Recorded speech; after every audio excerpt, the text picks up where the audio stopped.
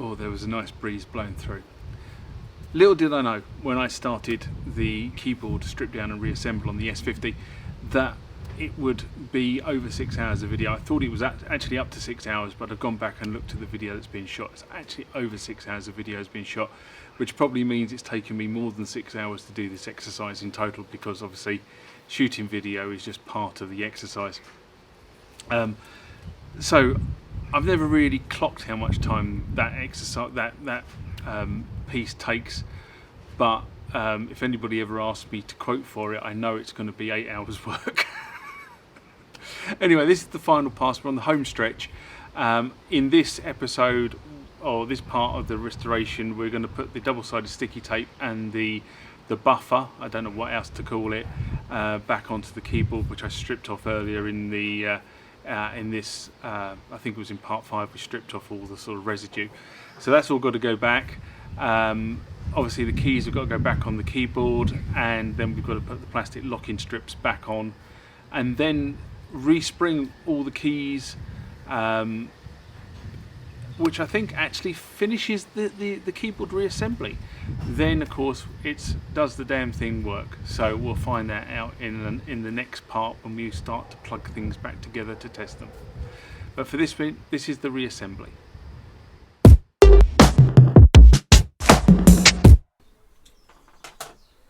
Now when I took this to pieces, there was a layer of material here, and obviously there was the material that was being used to hold the plastic strips in here, which locks the keys in place. And this looked very much like just someone had put double-sided sticky tape there to receive the keys. So the keys, let me put this up. So if you're looking at this, the key here has a slot in it, and that slot goes into between the two metal pieces, and it looks like this double-sided sticky tape that was put on here was there to catch the top one, so it's not grinding against metal. So I bought some double-sided sticky tape, and I'm going to use this in the same way to put this back, and the way I'm going to do it is very simply, I'm just going to, if I can, it's still there. I think the original material actually went underneath the welding points, by the looks of it.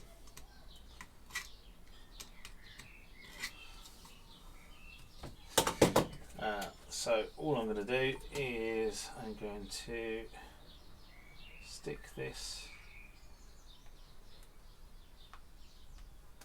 on the edge, like so, and then when we get to the end,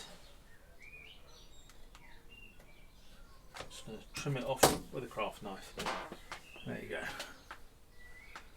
And in order to stick down the plastic, I am going to do the same on the other side.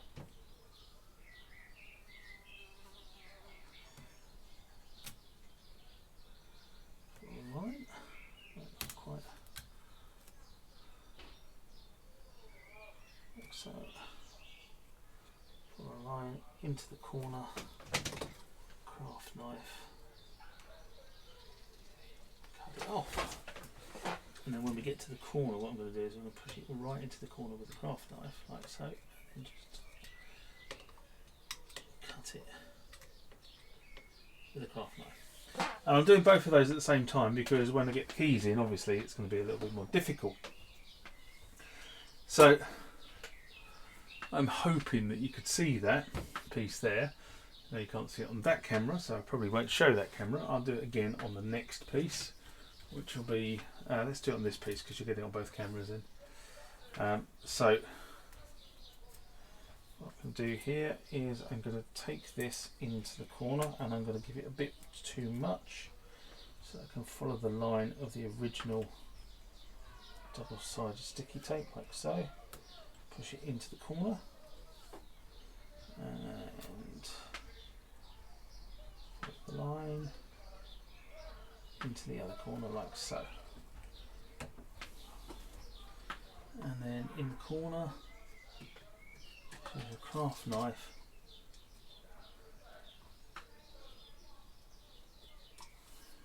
So to cut it into position, get that up, and in the other corner, push it into the corner, and then use the craft knife. And probably in this instance a pair of pliers, because I can't get my fingers in there, just to pull that bit out. Let's just square that up. And then we'll do the same for this, starting at this end.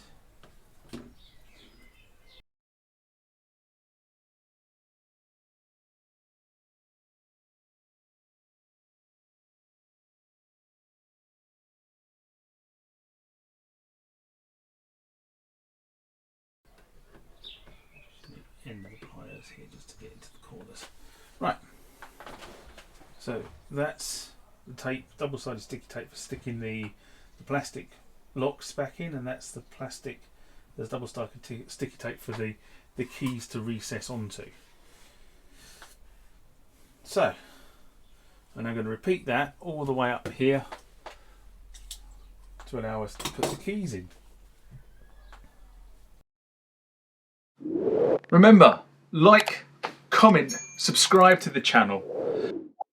Go over to Instagram and follow me there. Go over to Facebook, follow me there. That's where the normal notices are.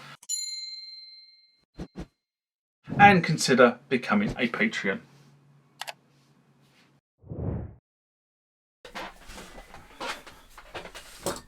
Well, that was a little bit more fiddly than I thought it was going to be, but effectively you now have double-sided sticky tape on one side, which will hold the plastic shields in place, and you have this double-sided tape on the other side, which is where this is going to lock into. That's all been done all the way down the keyboard, so we now are ready to start putting keys on it. And the keys go on in a certain way, and I'll come on to that in a minute. Oops, I want to turn it back over the right way up. Right. So you have to put the black keys in first. So it's always advisable before you take the keyboard to pieces to take a photograph of what the keyboard looked like so you understand the sequence.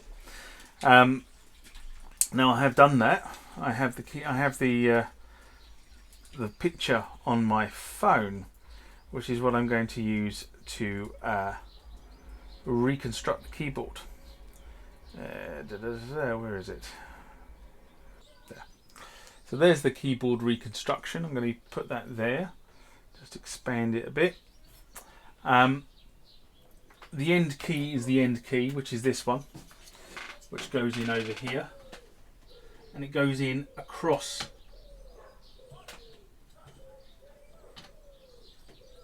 that piece like so, and it actually sits, it goes in tail first, and then you drop it onto here like so. Now there's no springs on this at the moment, so it's just dead. But I shall now go and get the other keys. Now the other thing to bear in mind is the black keys have to go in first. So you insert the black keys first, and then you insert the white keys. So I'll start building that up, and I'll do it. I'll leave the cameras running so you can see that working. Okay, here's a piece of advice. It's always a good idea to assemble the keyboard in front of you so you know where the keys are meant to go when you start putting them back on here. Now, as I said, the black keys go in first, so that's kind of why it's important to actually try and do this first. So take this black key, and that black key goes in there like so, and into there like that, which now means that that key can now slot in there like so. Then you've got to take the next black key that jumps one and goes in there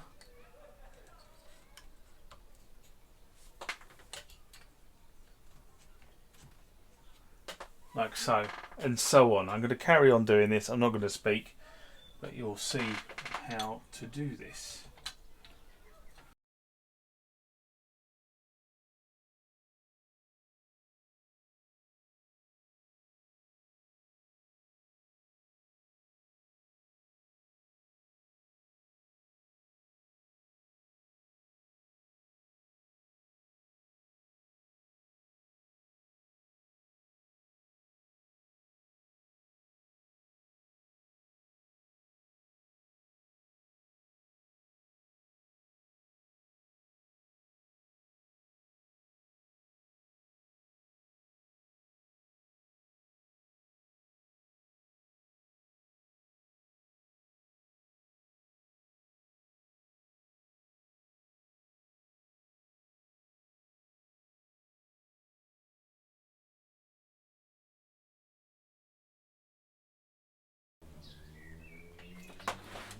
Okay, the next job is going to be put the springs back on.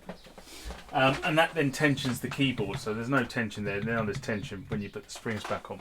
Now, when you took the keyboard to get to pieces, I said, good idea to keep the black springs and the white springs separate because they are slightly different sizes. And there are different ways of attaching the springs. People use different methods. I tend to use one end of an open needle nose pliers, loop it round like so, over like so, and then just drop it down onto the springs, onto the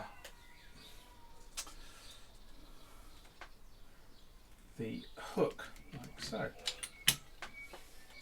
And I tend to find that works quite well. And the other thing is, if you do the white ones first, all the black keys stay in place.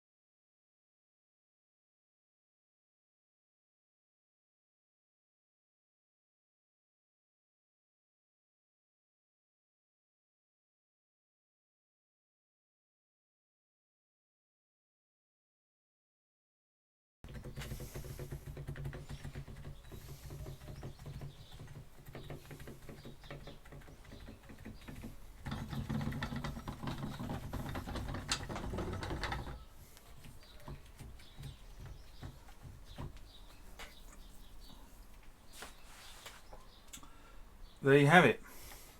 Key bed and springs reattached. Now we've got to do the last piece of this operation is to reattach or second to last piece of this operation is to reattach this piece of metal and also stick in the key locks that have been put in place. So in order to do that, what we need to do is we need to make sure all these keys are as far forward as they can be, which they tend to be. And then we need to go and get pieces of plastic, which are over here. We start with this piece of plastic first. And we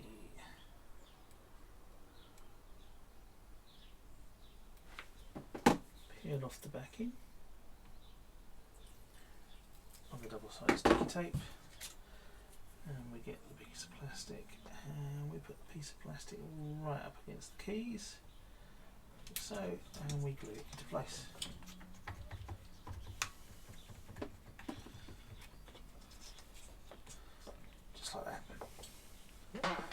And then we repeat that all the way up the keyboard.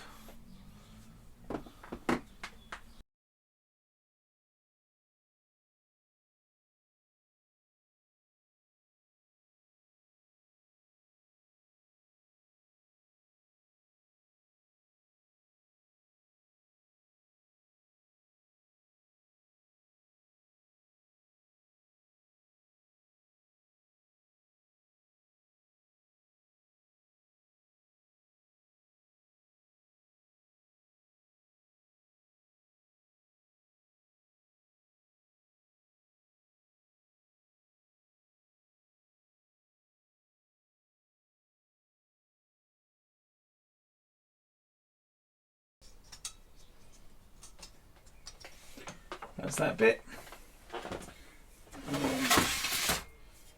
We need to put this back on.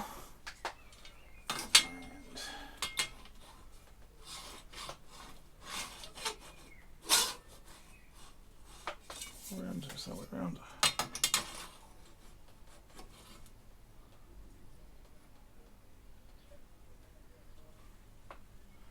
Goes on like that.